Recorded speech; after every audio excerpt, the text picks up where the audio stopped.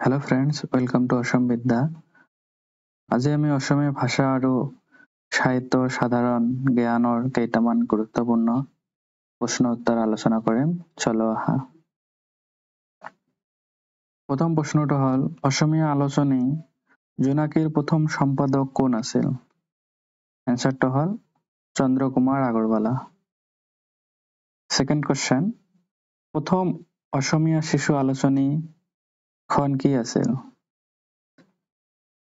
Answer লৰা বন্ধু। প্ৰশ্ন, বিহগী কবি নামেৰে কাক জনা গৈছিল?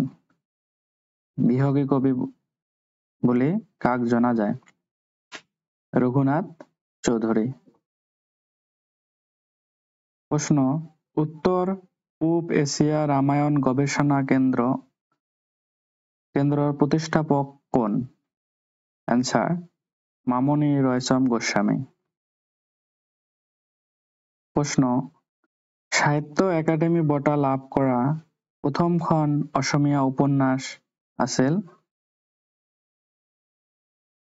উত্তৰ ইয়াৰুইংগম। প্ৰশ্ন, অসমীয়া ভাষাৰ প্ৰথম অভিধানখন সংকলন কোনে কৰিছিল? Answer miles Bronson. প্ৰশ্ন, অসম সাহিত্য সভা ডেশ বৰ্ষত প্ৰতিষ্ঠা হৈছিল? এনসাৰ 1917ত প্ৰতিষ্ঠা হৈছিল। প্ৰশ্ন, 1924 চনত আনুষ্ঠানিক পঞ্জীয়নৰ পূৰ্বে অসম সাহিত্য সভাৰ মূল নাম কি আছিল? অসম সাহিত্য সন্মিলনী। প্রশ্ন, কাঠনি ঘাট এটি চুটিগল্প সংকলন ড্যাশে লিখিছিল? এনসারটো হল মহিম বৰাই লিখিছিল। প্ৰশ্ন, অসমীয়া ইয়াৰ গঠন আৰু বিকাশ ড্যাশৰ অসমীয়া ভাষাৰ ওপৰত ডক্টৰেট ডিগ্ৰী গৱেষণা পত্ৰ। ডক্টৰ বাণীকান্ত কাকতিৰ অসমীয়া ভাষাৰ ওপৰত ডক্টৰ ডিগ্ৰীৰ গৱেষণা পত্ৰ। প্ৰশ্ন, কাৰেঙৰ লিগিৰী ড্যাশৰ দ্বাৰা ৰচিত এখন নাটক? এনসাৰটো হল জ্যোতিপ্ৰসাদ আগৰৱালা। প্ৰশ্ন, ও মোৰ আপোনাৰ দেশ ৰাজ্যিক গীতটো প্ৰথমে তলৰ কোনখন আলোচনীত প্ৰকাশ পাইছিল? এনসাৰটো হল বাহী আলোচনী। প্ৰশ্ন, কবিতা সংকলন অলকানন্দা কোনে লিখিছিল? এনসাৰ নলিনীবালা দেৱী। প্ৰশ্ন, নামঘোষা কোনে ৰচনা কৰিছিল?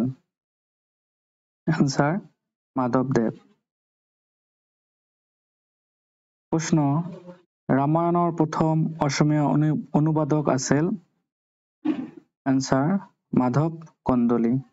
মাধৱ কন্দলীয়ে ৰামায়ণক প্ৰথম অসমীয়াত অনুবাদ কৰিছিল।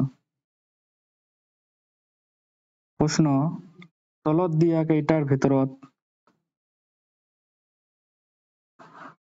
কোনজনক অসমীয়া গদ্যৰ পিতৃ বুলি কোৱা হয়? এনসাৰ ভট্টদেৱ বা বৈকুণ্ঠনাথ ভাগৱত ভট্টাচাৰ্য। প্ৰশ্ন, লক্ষীনাথ বেজবৰুৱাক কোন বছৰত অসম সাহিত্য সভাই ৰসৰাজ উপাধিৰে সন্মানিত কৰে? এনসাৰ 1931 চনত। প্ৰশ্ন,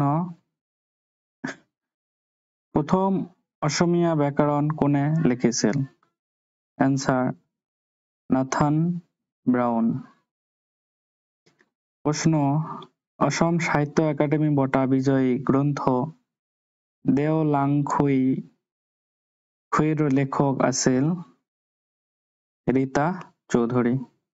এনচাৰটো হ'ল ৰীতা চৌধুৰী। প্ৰশ্ন, অসমৰ প্ৰথমখন ৰাষ্ট্ৰীয় পৰ্যায়ৰ গ্ৰন্থমেলা 1984 চনত তলৰ কোনখন স্থানত অনুষ্ঠিত হৈছিল? এনচাৰ, গুৱাহাটীত। প্ৰশ্ন, কাক প্ৰথম অসমীয়া সনেট হিচাপে গণ্য কৰা হয়? এনচাৰ, হেমচন্দ্ৰ গোস্বামীৰ প্ৰিয়তমাৰ চিঠি।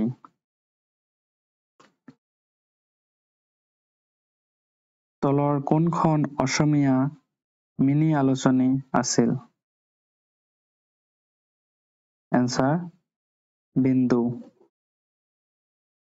প্ৰশ্ন, অসমীয়া সাহিত্যত ধৱনী কবি কোন? এনচাৰ, বিনন্দ চন্দ্ৰ বৰুৱা। প্ৰশ্ন, অসমীয়া সাহিত্যৰ প্ৰথম উদাহৰণ কি বুলি গণ্য কৰা হয়?